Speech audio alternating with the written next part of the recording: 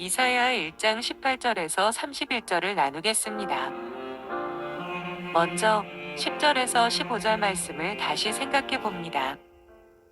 하나님께서는 예루살렘의 관원과 백성들의 행위 중에 당신께 무수한 재물이 아무 유익도 안 된다고 하셨습니다.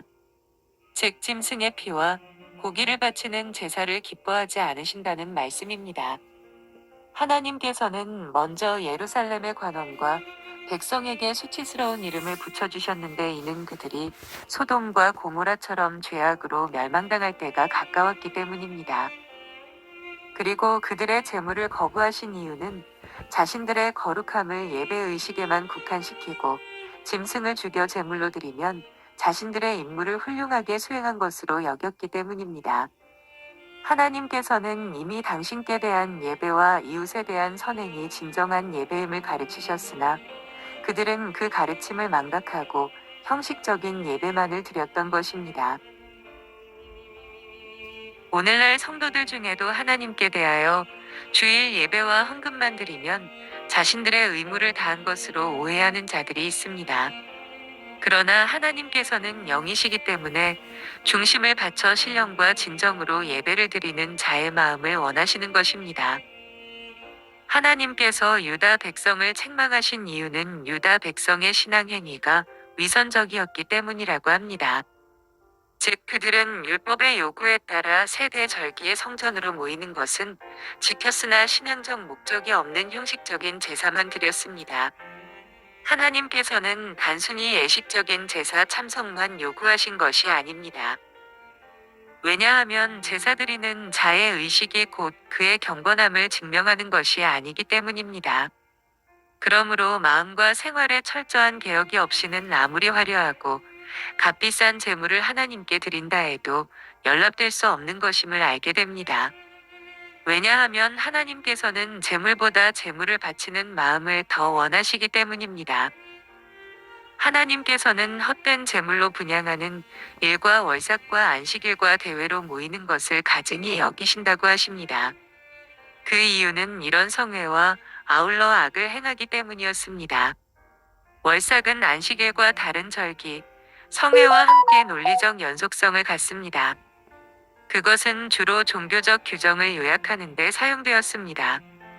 그러나 이런 관례는 농경 생활의 주기적 순환의 기원을 두고 있으며 안식일에 의존하여 생긴 것이 아니었습니다. 월삭의 중요성은 일반적으로 그것을 지키기 용이하다는 사실과 함께 미신적 사고 방식이 있었기 때문입니다. 따라서 이때는 각 지방의 축제와 종교 의식이 거행되었습니다. 그리고 성회라는 말은 큰 절기에 모이는 특수한 날에만 적용되었는데 장막절의 8번째 날과 6월절의 7번째 날, 그리고 특별히 지정한 날 등입니다. 따라서 주간마다 지키는 안식일, 세 달에 지키는 월삭, 그리고 해마다 지키는 대회와 성회는 이스라엘이 드리는 예배의 중요한 경우였습니다.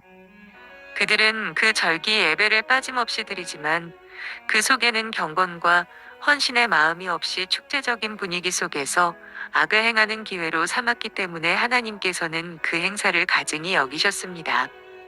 신앙생활에 있어서 의식은 중요한 것이지만 그 의식 자체가 최대의 목적으로 변한다면 그 안에 살아 계셔야 할 하나님의 존재는 없어지고 인간적인 감정만 격동하는 의미 없는 외침이 되고 말 것입니다.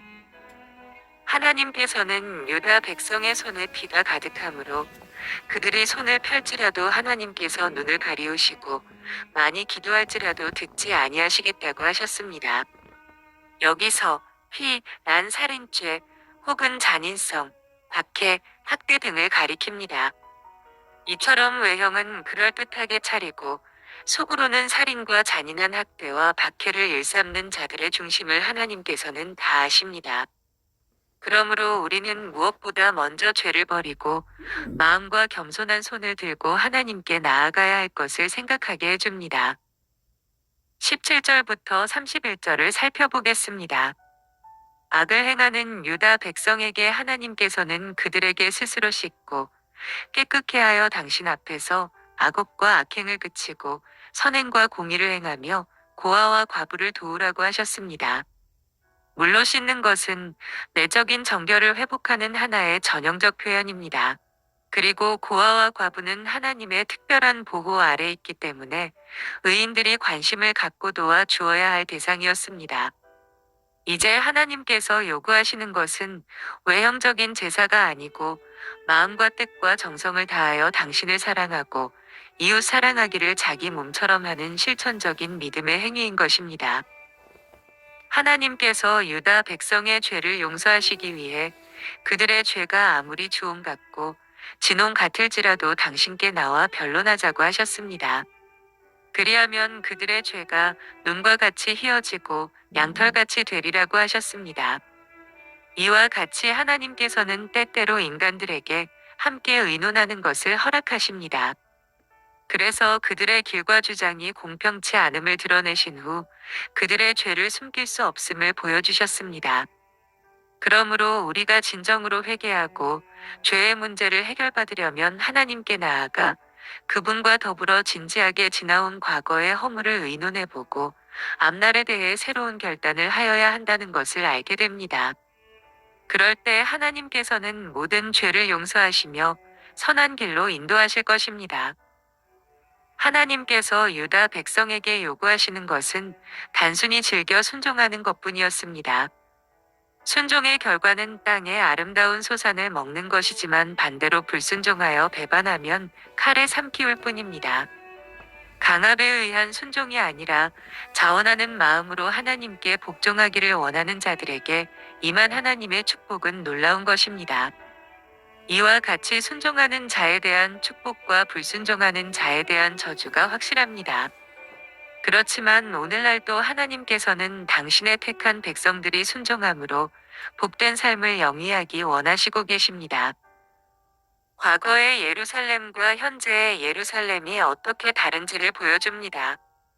예루살렘이 과거에는 신실한 성읍이었고 공평이 충만하였고 의리가 있었으나 현재는 그 성읍이 창기가 되었고 살인자들만 있는 성읍이 되었다고 합니다. 이것은 예루살렘이 남편을 버리고 창부가 된 아내처럼 하나님께 대한 첫사랑을 버렸다는 의미입니다. 거기에 더하여 솔로몬과 여호사밧, 치하에서는 관원들이 공평하고 정직하게 행하였으나 이제는 그렇지 못하였습니다. 따라서 그들은 순진함이 전혀 없고 외식을 통하여 진실은 색깔이 바래졌습니다. 하나님께서는 과거에 그 성읍의 상태가 좋았기 때문에 현재의 모든 잘못을 용인하시지 않으시는 분이십니다. 하나님께서는 언제나 현재의 상태를 중요시하시는 분이심을 알아야 하겠습니다. 예루살렘 방백들이 범한 죄는 회역하여 도적과 짝하며 뇌물을 사랑하며 사례물을 구하고 고아를 위하여 신원치 아니하며 과부의 송사를 수리 아니하였다는 것입니다. 방백들은 그들에게 주어진 권세가 하나님으로부터 왔다는 사실을 알고 공의와 공평으로 백성을 다스려야 함에도 불구하고 자신들의 직분과 도리를 잊고 오히려 악행을 저질렀던 것입니다. 하나님께서는 이런 자들의 죄값을 반드시 찾으시는 분이십니다. 오늘날 백성을 다스리는 공직자들도 그들에게 주어진 직책에 해당하는 올바른 일을 행하지 못하면 하나님께서 반드시 그들의 잘못을 드러내실 것입니다. 하나님께서는 당신의 대적과 원수를 어떻게 하신다고 하셨습니까? 주 만군의 여호와 이스라엘의 전능자는 장차 당신의 대적에게 보응하여 마음을 편케 하시고 원수에게 보수하시겠다고 하셨습니다.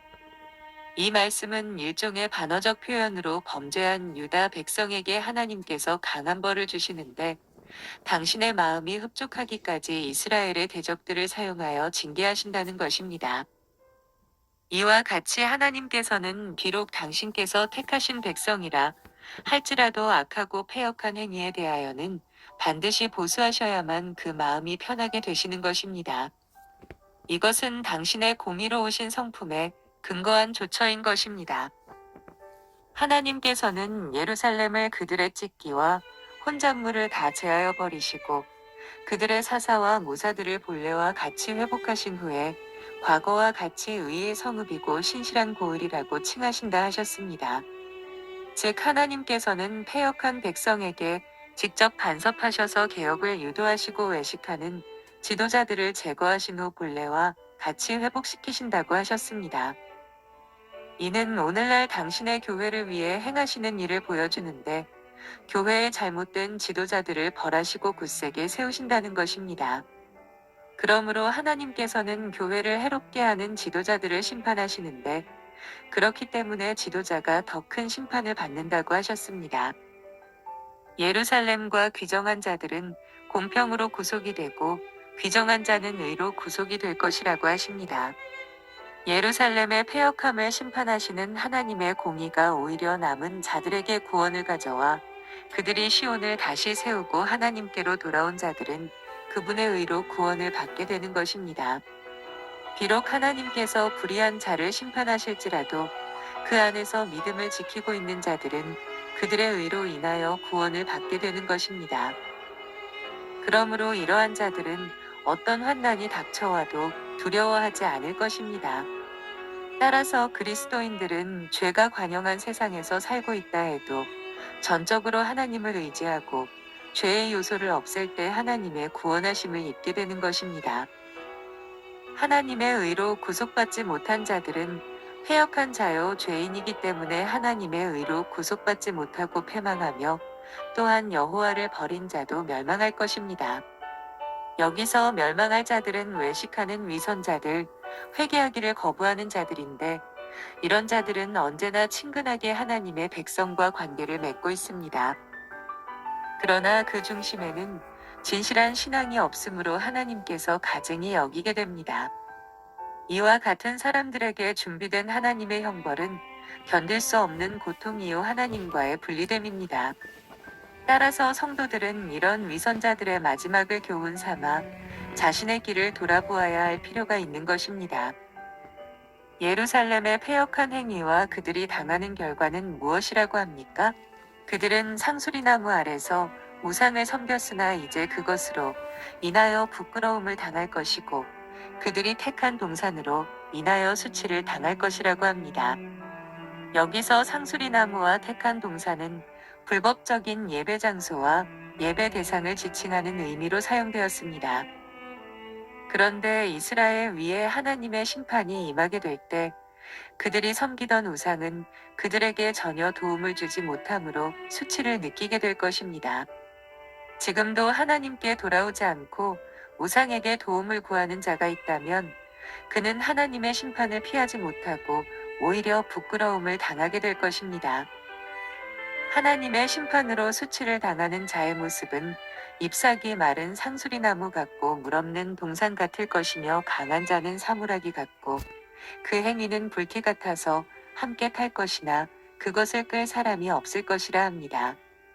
이것은 한때 번영했던 사실이 우상 숭배로 인한 것인 줄 알았던 자들에게 그 번영이 파괴되고 그들이 신뢰하던 우상들은 마른 나무같이 불탈 때 그들도 그 불에 멸망할 것을 말합니다.